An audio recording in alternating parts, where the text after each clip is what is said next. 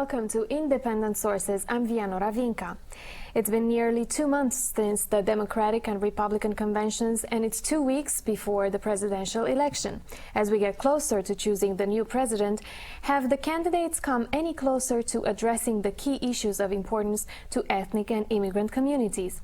On this edition of Independent Sources, we hear from journalists who covered the conventions or have been covering the campaigns about the politics and policies making the most impact in their communities during these final weeks.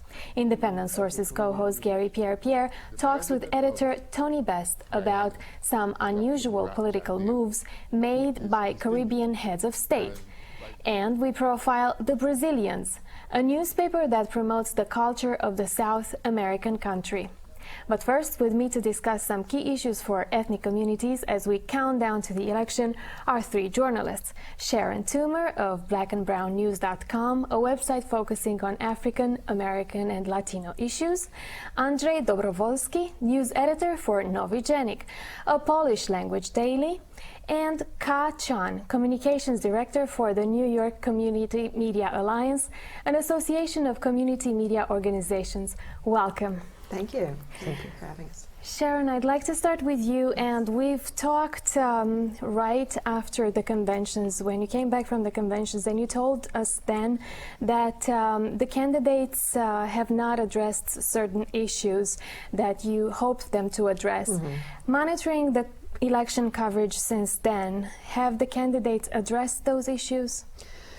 Well, it seems that all issues have been trumped by the economy. And so the focus has been on bailouts and now rising foreclosures, which of course in the economy that means low this unemployment rate. So all focus has shifted to the economy, and so that means immigration. Nobody's talking about, they weren't talking about immigration at the conventions. Education, I heard mentioned in a clear comprehensive way in one of the debates with Senator Obama. That was the second to the last debate where I heard education. I remember it because I hadn't heard it in a while. So, and healthcare also, but by far the economy has trumped all and all other issues, and so that's where we are. Has blackandbrownnews.com been focusing on these issues that the candidates are not talking about in the last few weeks, or what have you been focusing on? Well, right now our focus is, it has been mostly making sure that people have registered to vote. That soon's going to stop because in many states that will end. In New York, for instance, October 6th, if you're not registered to vote, you're not going to be voting this year or in this election.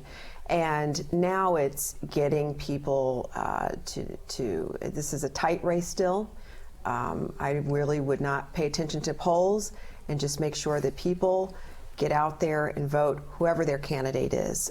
They just need to exercise their right to vote, and so that's where the focus is. And also voter suppression across the country. And so I hope that people who do go out to vote on November 4th, that they pack a good dose of patience and take a notepad and document their experience in case there's some issue in their precinct poll. But that's where the focus is to make sure that people get out. Ka, what are the major issues that the New York Community Media Alliance saw the ethnic journalists focusing on in the past few weeks as we approach the election? It may not be a lot, but 3 or 4 newspapers had published their endorsement to the candidates. Starting in late September, Tekana, a Bangladeshi newspaper, published their endorsement in their editorial for Obama. Just last week, El Diario La Prensa, one of the major Spanish language newspapers, published their endorsement for Barack Obama as well. And also we have is Irish Voice, which is another major weekly newspaper in Irish community. And then who did they endorse?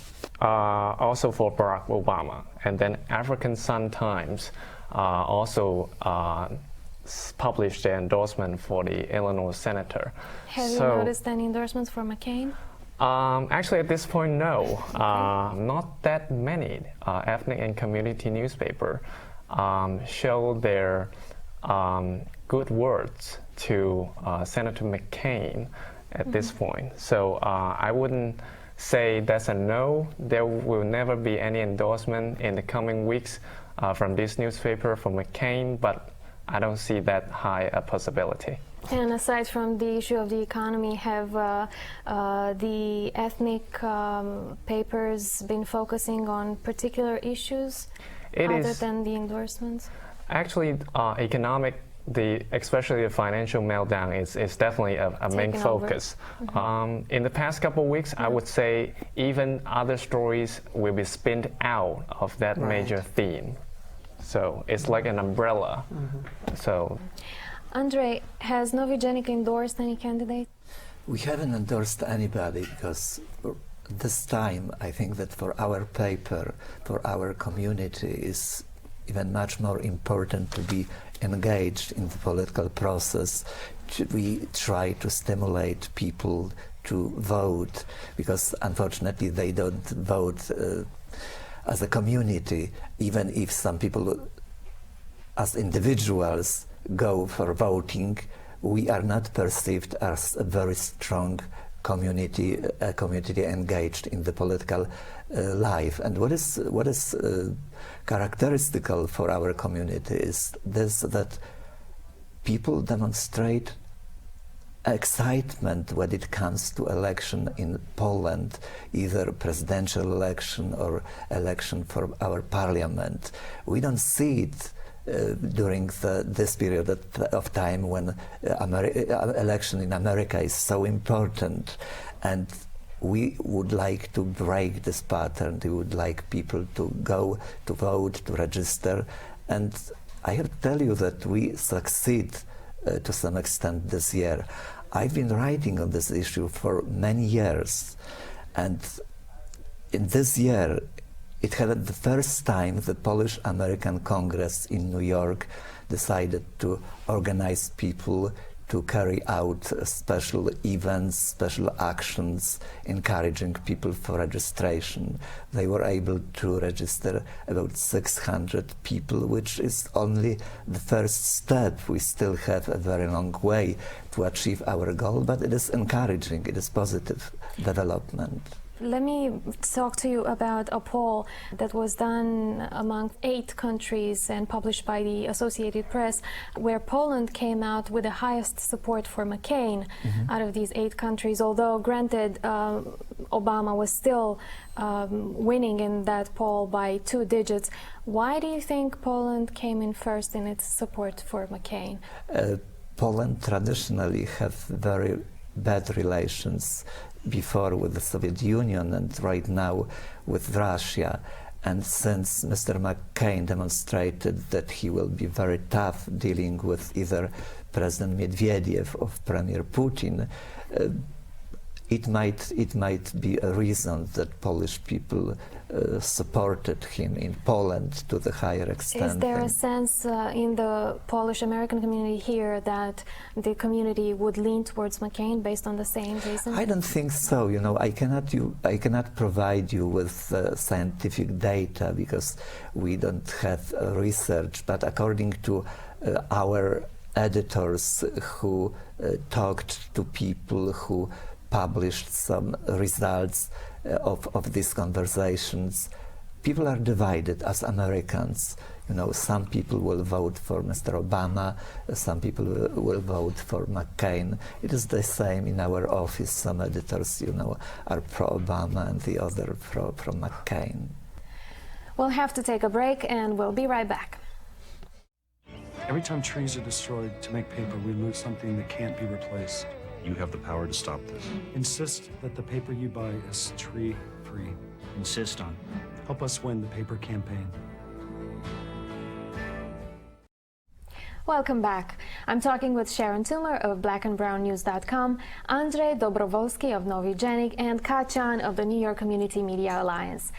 Ka, in the past couple of weeks, we've witnessed the issue of race being heavily injected into the campaign. Have the ethnic media outlets been picking up on it? Actually, yes. I would say especially the African American newspapers. Race actually has been an issue ever since, I think, Senator Barack Obama being the front runner of the Democratic Party. But in the past couple of weeks, we did see a few more focuses of these newspapers on this issue since it has been brought up again.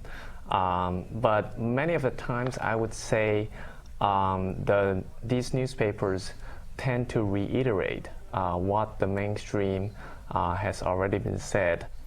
Sharon, has Black and Brown News been focusing on the issue of race, and have you reiterated, like Ka says, what the mainstream media has been commenting? We've been focused on getting people out, making sure that people get out and register to vote, and people get out and actually vote on that day.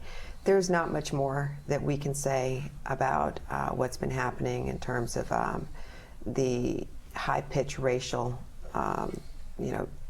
tone in this campaign that isn't picked up by mainstream outlets, and trying not to reiterate what mainstream has already done. If there's something really unique about the racist campaign that's been waged, particularly on the McCain part, on the McCain Palin ticket, then we'll pick that up.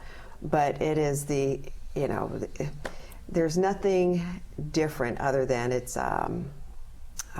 just a nasty tone coming out of the McCain camp that seems to have heightened as the race gets closer to the end.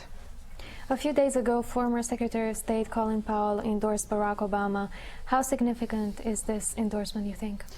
It's one of the biggest endorsements that either candidate could have hoped for, and that we're not talking about a newspaper. We're talking about a very an elder statesman in American and world politics who waited a long time to come out, which means he was very thoughtful and careful in his endorsement. And it's significant in that he also crossed party lines to do this. But I think his endorsement is significant in that he didn't just endorse him. He really laid out a comprehensive reasoning behind it, using words as that Barack Obama is a transformational figure, that he is a steady. He's demonstrated steadiness in the last few weeks, especially, which is what we need in leadership. But he also is very disappointed in the party that he has given his career to, and that has just turned sour, as he said, in the last few years, citing this anti-Muslim sentiment. And I thought that was really big, because nobody's really said that. We know that there's an anti-Muslim sentiment out there. And anti-Arab. Anti-Arab, and not giving proper respect to those who are of the Arab and Muslim community, who have fought in our wars, who are building communities here. So I thought that was really big. But that's a significant endorsement.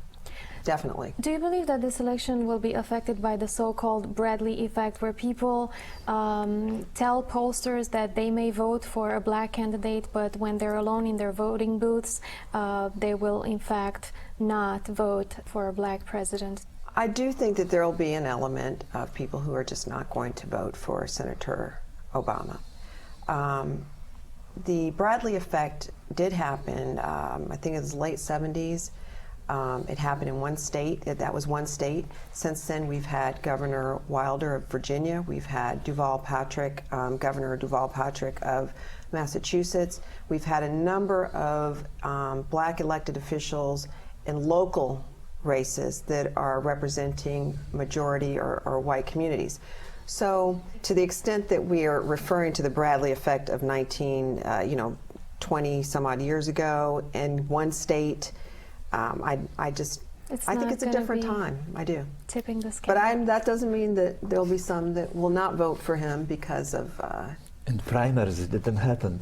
Yeah. Excuse me? In primaries, it didn't happen. He is nominated for a reason, and that's because that took all of America to really propel him to this. Has Nowy Dziennik talked about the race issue?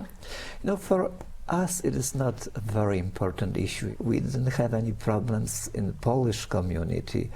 I think that maybe at the very beginning, when people didn't know Mr. Obama, they maybe thought that Mr.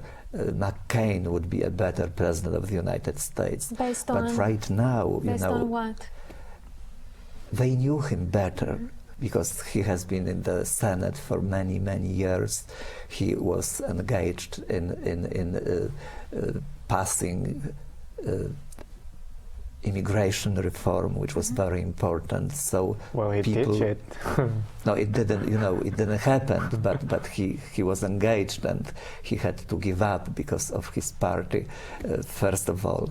And he was known in the Polish community. Right now, with all of this mess, economic mess, and when Mr. Obama is better known, I talked to friends of mine who are Republicans, and I was very surprised that even these people who are Republicans told me that they would vote for Senator Obama. Last question to Sharon.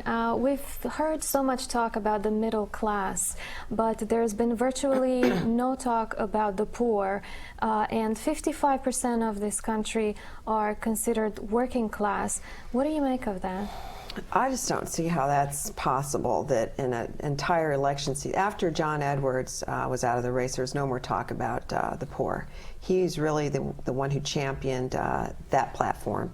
And since then, we've just not heard anything. And I just don't, that's just unconscionable to me that there's just no discussion of poor. And poor is now going to expand to people who are losing their jobs, people who, who may have been in that toggling between working and middle class, but have now lost their jobs, lost their home, and cars repossessed. Those kinds of things make you, or put people in the poor category. So whoever wins will, whether they want to or not, will have to address the issue of poverty in this country, because it's going to be expanded based on the economy that's we've been hearing about. Sharon Toomer, Andrzej Dobrowolski, and Clara, thanks again for being with us. Now here's Abi Ishola with some other news. Thanks, Vianora. Here's a look at some headlines from New York's ethnic media. From News India Times, the U.S. and India have reached an agreement on the use of nuclear energy. India has agreed to allow the International Atomic Association to safeguard its nuclear facilities, while the U.S. will work toward nuclear cooperation with India. Michigan will host fewer Iraqi refugees because of the state's struggling economy. Aramco reports that the Michigan State Department is having difficulties finding work for Iraqis and will allow only those with immediate family to settle there. From the Haitian Times, stolen food aid will be redistributed to needy hurricane victims in Haiti. Haitian authorities recently found 3 storehouses full of donated food being sold on the black market. This while Haiti's government and humanitarian groups struggle to feed thousands of hurricane victims. And finally, from Jewish World, kosher is the only course offered at a new cooking school in Brooklyn. The Center for Kosher Culinary Arts, in cooperation with Kingsborough Community College, recently opened in Flatbush, Brooklyn. It's the first of its kind in North America. Those are just a few headlines from New York's ethnic media. Back to you, Vianora. Thanks, Abby. Leaders of countries usually refrain from making endorsements or even appearing to favor one presidential candidate over the other.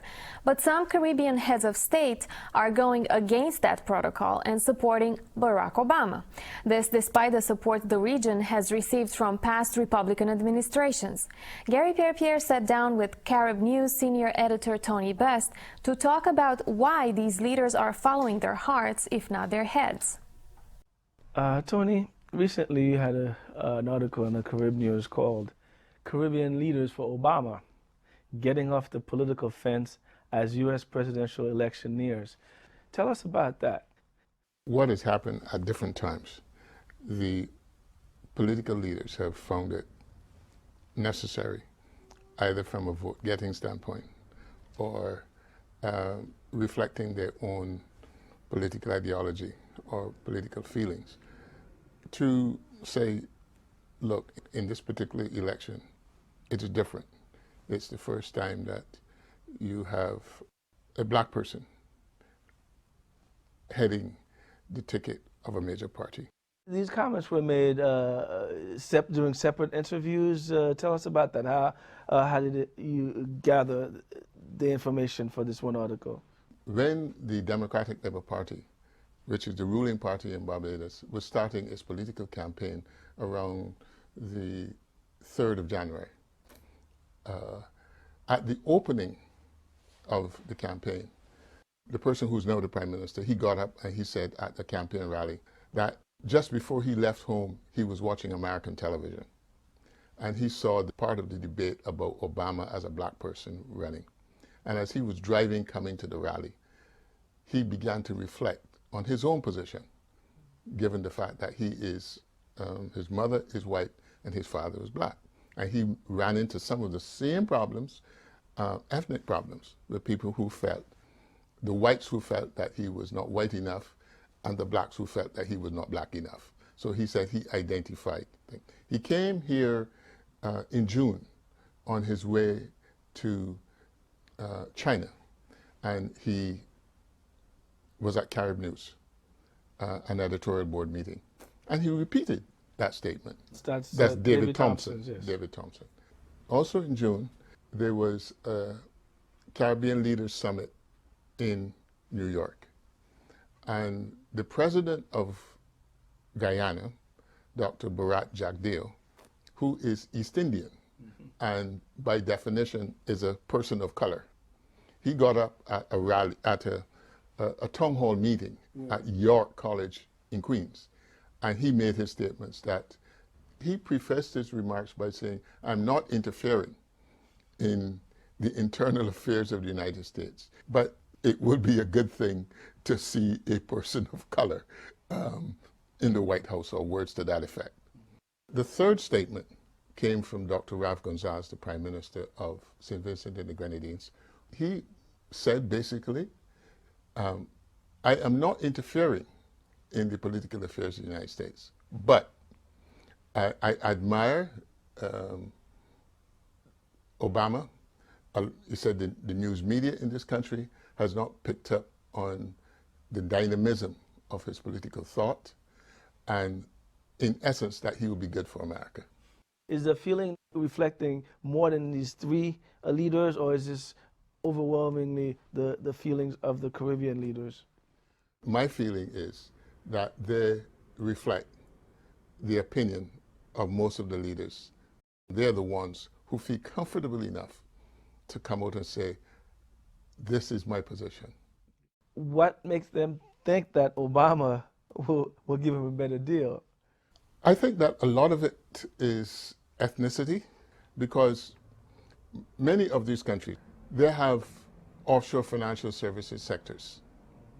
And one of the planks in Obama's platform is to go after the offshore banking and so on.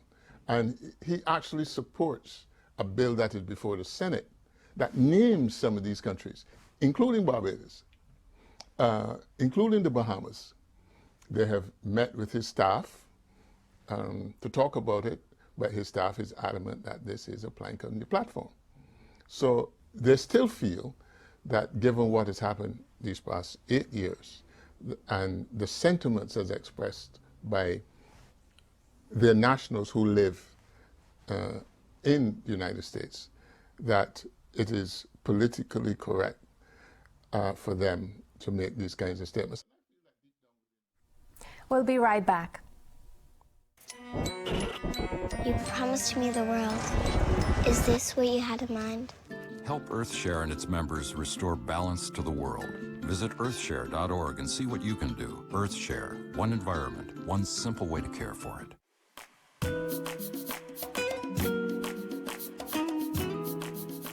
The BrasilianS newspaper is part of a small business enterprise run by entrepreneur João de Matos. The newspaper was founded in 1982 at a time when there were no other Brazilian papers on the market in the U.S. Today, the BrasilianS boasts one of the largest circulations of any ethnic publication. Zyphus Lebrun reports on this paper that prides itself on promoting the culture of the South American country. Soccer jerseys and flags are hung with pride along the stretch of 46th Street between 5th and 6th Avenues, known as Little Brazil. The area is home to many Brazilian businesses, including the BrasilianS, a monthly newspaper with a peculiar spelling to its name. The founder of the paper was Mr. J. Alves, a Brazilian journalist who lived in the United States at the time, in '72. He started the paper with the name The BrasilianS, with an S, just to make a point there was a real Brazilian paper. A paper whose mission is to promote Brazil's culture in New York. In doing so, De Matos makes no secret of the fact that he tries to keep the BrasilianS apolitical. We don't do any cover-up, we just try to show as much as we can in today's world. Work to that direction because I see many ethnic papers, people that leave their countries, they came to this country, they continue to fight with the governments on a political level, which we don't think that's all right to do here. Despite that, the paper's English writer and layout artist, Clara Angélica Porto, says there is room for edgy editorials. I love writing about politics, and politics can be such a rotten thing sometimes, but it's important to write about it. She's written for the paper for the last 3 years and is one of the handful of staff members.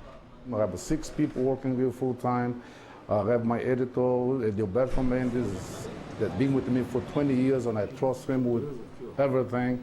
That includes producing the paper and the annual Brazilian Day Carnival. The festival started 22 years ago as a block party on 46th Street and has burgeoned into the largest Brazilian street festival outside of the country. According to NYPD, last year was 1.3. The year before was 1.0, 1 million. So in the last 3 years, 1 million, 1.3, 1.5. When do you think we're going to reach 2 million? I want to continue to do the Brazilian Day, and it's something that gives me a lot of pride in doing it, to see Brazilian people that cannot go back to Brazil for one reason or the other. And that day, they cry, they hug me, they thank me, just because I could bring, from Brazil, they favor bands and play live for them. This comes at no small price, $250,000, according to some estimates. Unfortunately, to tell you the truth, we never did break even. I have other companies, I'm in a travel business, and the other companies that always have to subsidize the festival in order to keep it going. He's also subsidized the paper at times. For a businessman like De Matos, it does not seem to make financial sense. But he's more of a nostalgic patriot than established entrepreneur when talking about the paper and the festival he nurtured. When I come here and I see what I do here for the Brazilian Day, and I see hundreds of thousands of Brazilians, that makes me feel so good. I feel like, sometimes I do cry on the stage because I think back when there was nobody here. Now I have I'm in Brazil. That's our show. Thanks for joining us, and we'll see you next week. And remember, be independent-minded.